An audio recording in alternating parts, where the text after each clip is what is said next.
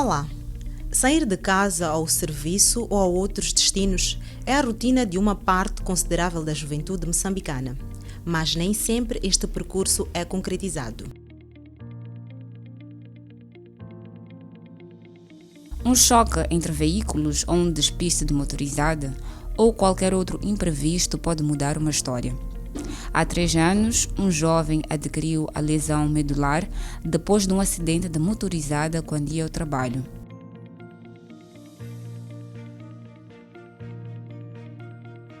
Desde então, a sua história teve algumas alterações. Uma delas é a nova abordagem que ele teve de dar à sua vida sexual e reprodutiva.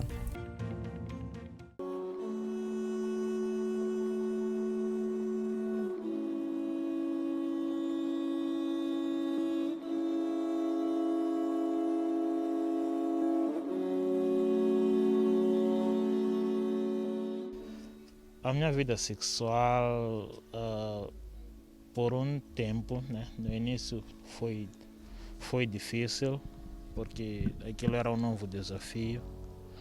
Para alguém que vinha tendo uma vida sexual, digamos, normal, né, ter que começar a adaptar-se a novas formas de envolver-se, de sentir prazer, aquilo foi mesmo desafiador.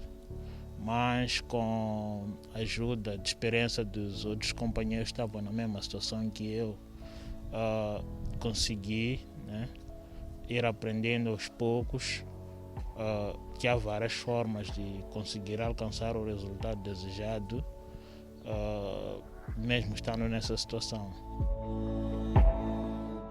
Nestes casos, é preciso a pessoa que vive com lesão medular saber mais de si e do seu corpo para superar esta nova realidade, tal como explica a nossa fonte. Depois da lesão, a primeira coisa que ficou comprometida foi a ereção. A ereção ficou bastante comprometida porque era muito difícil de conseguir ter ereção. Tinha mesmo que passar por umas, digamos, preliminares, né, bem longas para conseguir alcançar aquele resultado. Além disso, eu tentei usar comprimidos estimulantes para conseguir alcançar a ereção. Mas eu acabei notando que aquilo funcionava como se fosse um placebo e eu tinha isso em mente, não conseguia alcançar o resultado mesmo usando os comprimidos. Então, daí que com o andar do tempo eu fui percebendo que por vezes podemos começar preliminares por um tempo, né, e aquilo mostrar resultado mais tarde. Isso quer dizer que começa a fazer preliminares para conseguir ereção, mas não conseguir ereção na mesma hora. Isso pode acontecer atrasado, digamos assim. Não foi que eu percebi que não, eu tenho que estudar mais o meu corpo, ver quais são as melhores formas, ou controlar o tempo. E uma coisa que eu notei foi que a urina na bexiga geralmente atrapalha a ereção. Não, é sempre bom que esvaziemos a bexiga de modo a ter uma ereção um pouco mais persistente, mesmo sem usar comprimidos. Porque no momento em que a urina está para sair, perdemos a ereção, digamos assim. Esta nova condição não tira sonho a nossa fonte de um dia gerar filhos. Eu ainda não tenho filho, mas gostaria sim, tenho sonho. Gostaria, ainda tenho esperança de um dia conseguir ter. Embora os médicos digam que as chances disso acontecer são muito reduzidas, mas o importante é acreditar que um dia eu conseguir. Os médicos dizem que as suas chances estão reduzidas por quê? Pelo fato de não conseguir alcançar a ejaculação. Tu tens problemas de ejaculação? Sim, praticamente não consigo ejacular. Nunca ejaculei. Desde o acidente, né? Segundo a nossa fonte, a harmonia é o elemento fundamental para um casal superar barreiras, seja qual for o caso. Primeira coisa é procurar saber da parceira o que tu podes fazer para satisfazer ela, mesmo tendo certas limitações. Não, ela partilhando contigo, né? Tu, por mais que não sejas capaz de fazer isso, podes fazer aquilo. Isso ajuda, embora muitas mulheres não tenham essa iniciativa, os homens não dão espaço, mas isso é muito importante, procurar saber dela, mais dela, o que podemos fazer de modo a compensar o que não podemos ter agora. Ramiro da Silva e Maimuna Colete também sofreram um acidente de viação que resultou em uma lesão medular. Mas para elas, a história é outra. Depois da lesão medular, a sua vida sexual e reprodutiva não foi bastante afetada, apesar das limitações.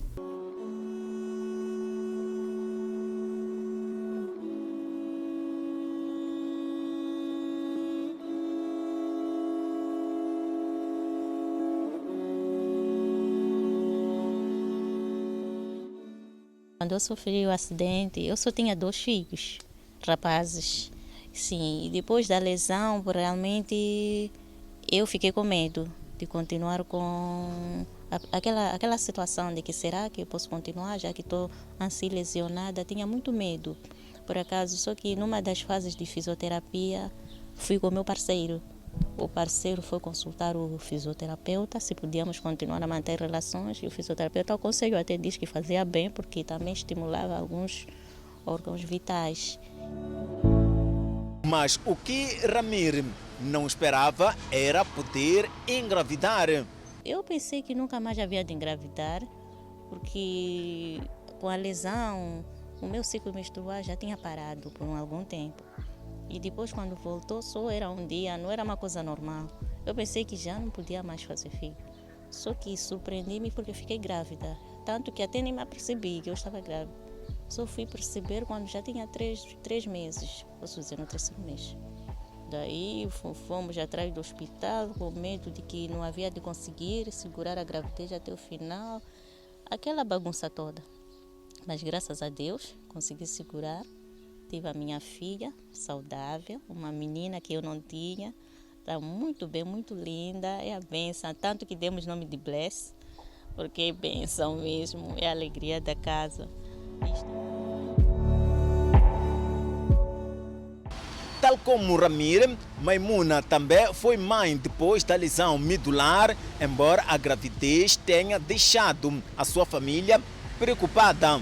Depois de 4 anos, eu não tinha nenhum problema, mas eu senti que a minha família ainda precisava crescer.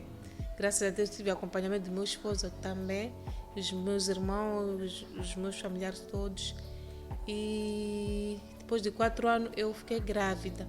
Por acaso eu não programei a gravidez, foi uma coisa repentina. E a primeira preocupação do meu marido foi se isto não ia retratar a minha recuperação. Eu não fiquei sem resposta porque eu não tinha resposta. Comuniquei ao Dr. João Carlos, que estava nessa situação, estava grávida. Ele disse que não tinha nenhum problema, que estava de parabéns. A única coisa que tinha que evitar alimentações com muita gordura. Então, assim, consumi muita fruta. Eu fiz esse segmento e fui ter com a fisioterapeuta também, a fisiatra, a doutora Teresa. E ela também aconselhou que não tinha nenhum problema e continuasse com a gravidez. Graças a Deus não tive nenhuma complicação durante a gravidez. A única coisa que eu tive especial foi a ecografia, porque eu estava tão curiosa em saber sexo, né? Eu queria uma menina, então pronto. Tive um médico cubano que fez assistência apenas só nas áreas de ecografia. Eu abusei muito da ecografia porque eu estava com medo. Será que meu filho vai crescer bem, vai nascer bem? Não terá nenhuma sequela? Eu estava com esse medo. Segundo dados do Instituto Nacional de Estatística do Censo de 2017, existem em Moçambique perto de 44 mil pessoas com paralisia.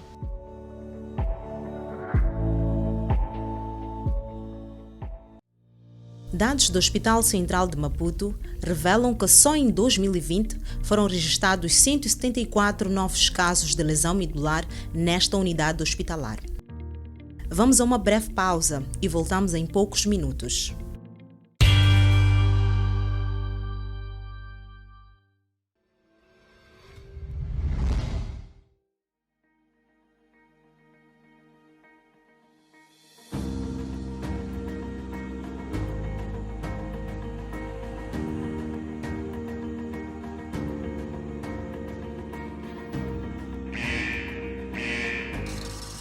Para ajudar uma pessoa com deficiência visual a atravessar a rua ou a caminhar, precisa primeiro de cumprimentá-la. De seguida, pergunte se necessita de ajuda. Se disser que sim, não pegue na sua bengala, pois a bengala serve para identificar obstáculos e desnivelamento de terreno. E também não a segure, deixe que ela o segure primeiro. O lugar recomendado para ela se apoiar é o braço direito. Por isso, facilite que ela acende ao seu braço.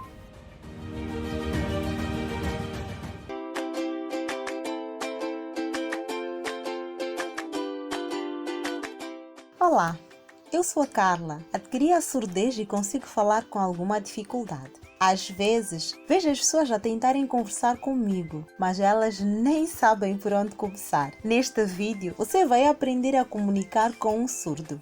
Vamos lá! Estavas aonde? Bom, demoraste muito. Eu estava cansado de esperar. Muitas pessoas, quando conversam comigo, por saberem que eu tenho restos de audição, desatam a gritar para que eu lhes possa ouvir. Sempre que estiveres a conversar com uma pessoa surda, não grite. Fale num tom normal ou baixo, pois a percepção visual dos surdos é bastante aguçada, fazendo com que eles consigam captar as mensagens por meio da leitura labial ou pela expressão facial. Você ia conversar com quem?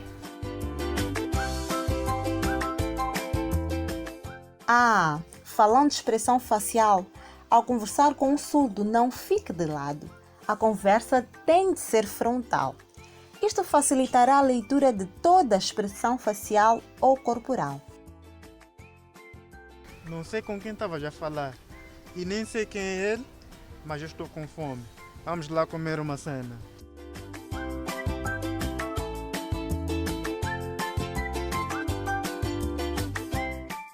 Outra dica: você tem de ser muito breve nos discursos. Sempre fale frases curtas, simples e diretas. E para finalizar, vou deixar mais 2 dicas.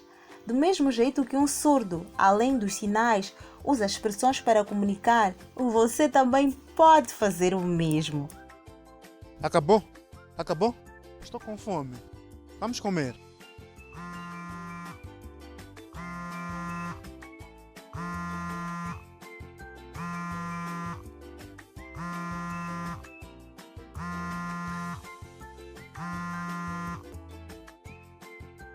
E por fim, conte sempre com a ajuda da tecnologia para comunicar. Do WhatsApp, por exemplo.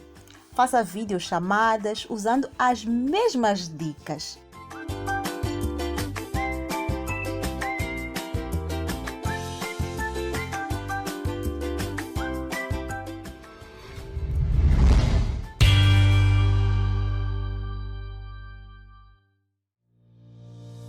Olá, bem-vinda e bem-vindo de volta ao programa da TV Surdo.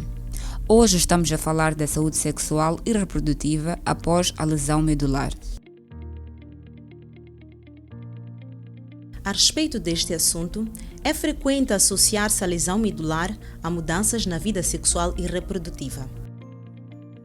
Mas até que ponto a lesão medular afeta a vida sexual e reprodutiva?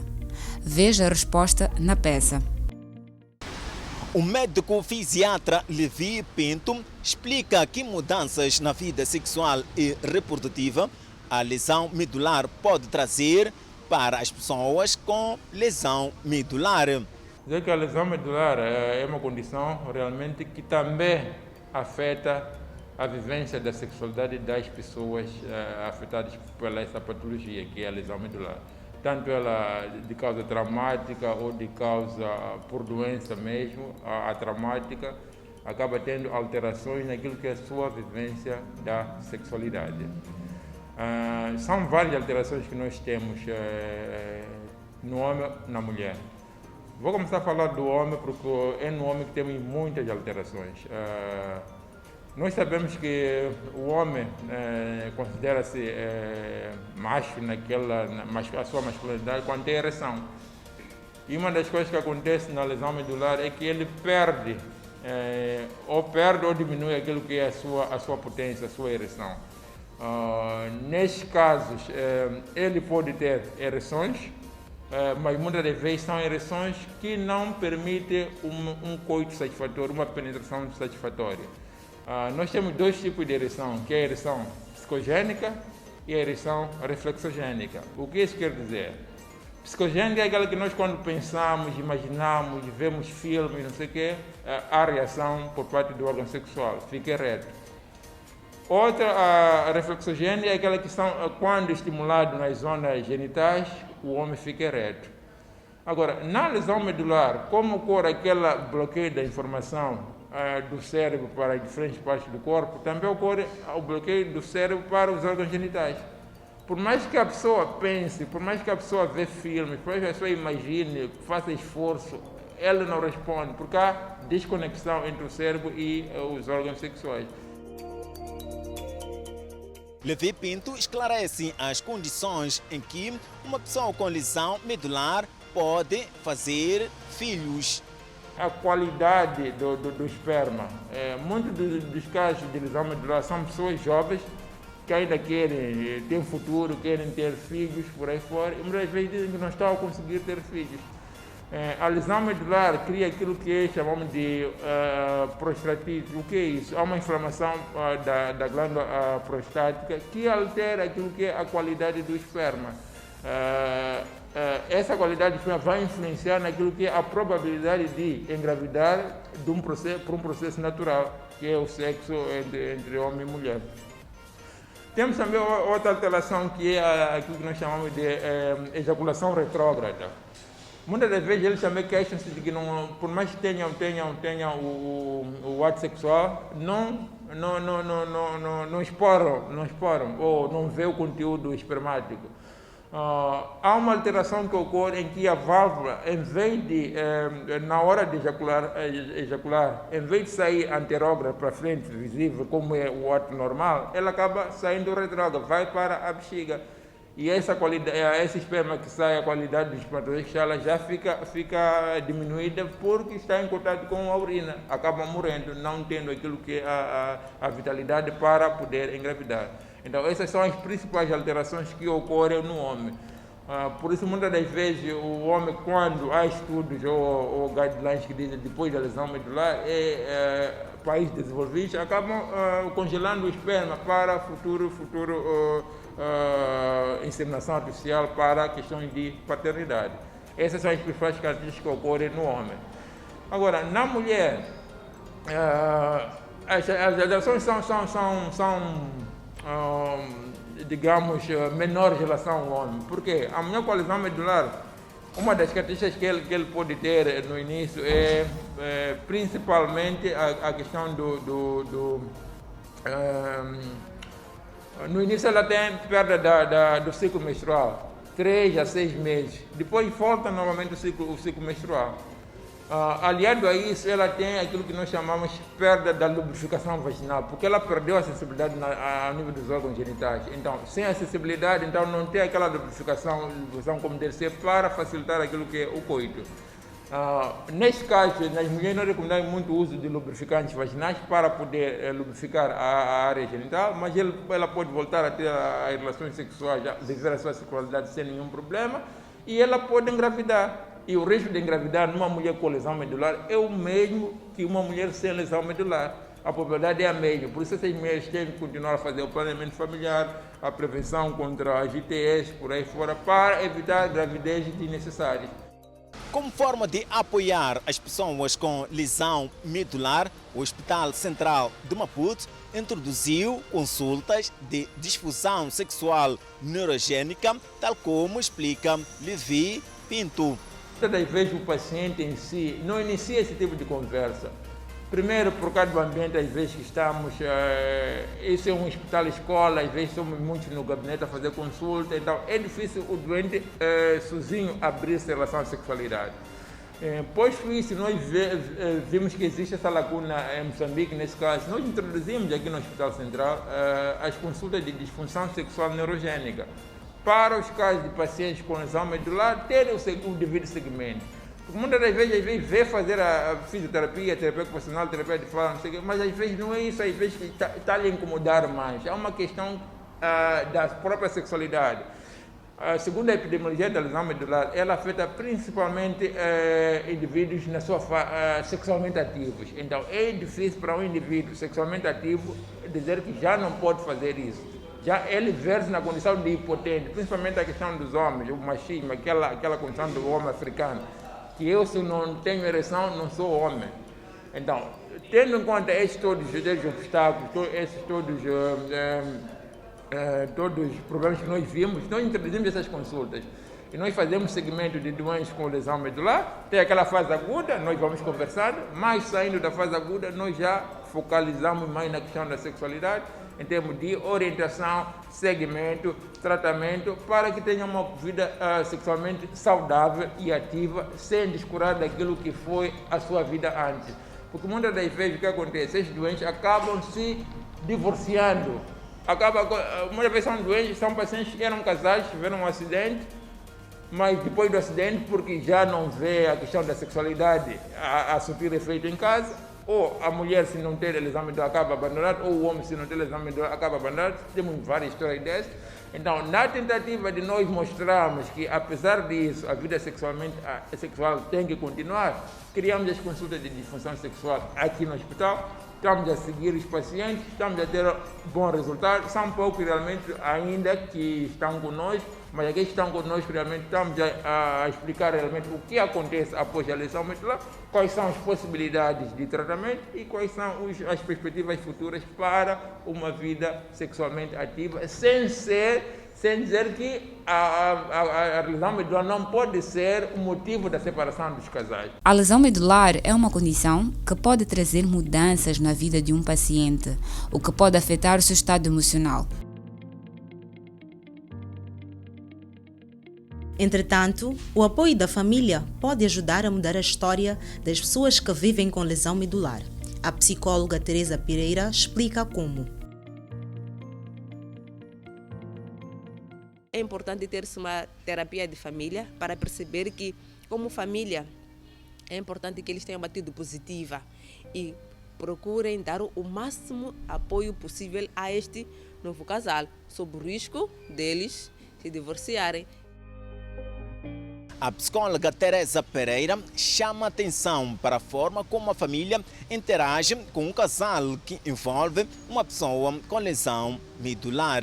Nós, como família, não podemos atiçar o fogo com as nossas inquietações, com as nossas perguntas. É nosso dever, sim, perceber o processo, perceber a fase em que o casal se encontra e apoiá-lo a todos os níveis para que eles possam realmente realizar este sonho de poderem ser pais de verdade. A psicóloga prossegue.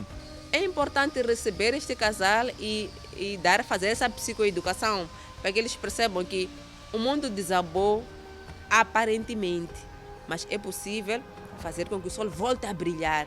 Então é esta informação que nós vamos passar ao casal para que eles, dentro daquilo que é a lesão que eles têm, o prazer consiga fazer parte do seu dia a dia. Uma das questões frequentes após a lesão medular é como será a vida sexual. Embora reconheça que nada está perdido, e a psicóloga adianta que desafios devem ser ultrapassados. Os desafios são grandes, mas eu costumo dizer que não há nada impossível. Nós olhamos para a relação sexual como aquela junção homem ou mulher, aquele ato, não é? Mas a relação, como o nome diz, ela envolve uma série de procedimentos que vão culminar com aquela prática. Teresa Pereira avança algumas dicas de como se pode preservar a saúde sexual durante a lesão medular. O ato sexual é possível realmente que ele possa acontecer. Não vamos olhar para a relação como aquele coito. Vamos olhar para esta relação no seu todo. O prazer no corpo humano, ele não só está direcionado para para o coito, no entanto que tal. Mas este prazer pode ser obtido pelas diferentes partes do corpo. Estamos a falar da orelha, estamos a falar dos mamilos, aquelas áreas, zonas erógenas que são possíveis de serem estimuladas para que a mulher, para que o homem possa atingir o prazer final. Por isso, é importante, primeiro, haver diálogo, um diálogo coeso entre este casal. Estamos a falar do marido que tem essa lesão. Era alguém que já tinha vida sexual ativa. Então, a partir daquele momento do trauma que tem a lesão medular, ele vê que parece que o meu mundo como homem desabou. É importante que, primeiro, este jovem e a esposa e a namorada possam conversar, possam ter um diálogo aberto e coeso, onde ele vai falar realmente daquilo que são as suas incapacidades, não é? Que esta namorada possa ter a primazia de poder perceber isto para poder apoiá-lo. Ficou a dica. A conversa entre parceiros e o apoio da família podem ajudar a melhorar a saúde sexual e reprodutiva de uma pessoa com lesão medular. Vamos a mais uma aula de língua de sinais de Moçambique. Olá! Bem-vindo e bem-vinda à aula de língua de sinais de Moçambique. Nesta edição, abordamos a saúde sexual e reprodutiva para pessoas com lesão medular. Aprenda a construir frases curtas sobre este assunto. As pessoas podem ter uma vida sexual e reprodutiva normal após a lesão medular. O apoio da família pode ajudar a ultrapassar barreiras após a lesão medular. Vamos dizer juntos. As pessoas podem ter uma vida sexual e reprodutiva normal após a lesão medular. O apoio da família pode ajudar a ultrapassar barreiras após a lesão medular.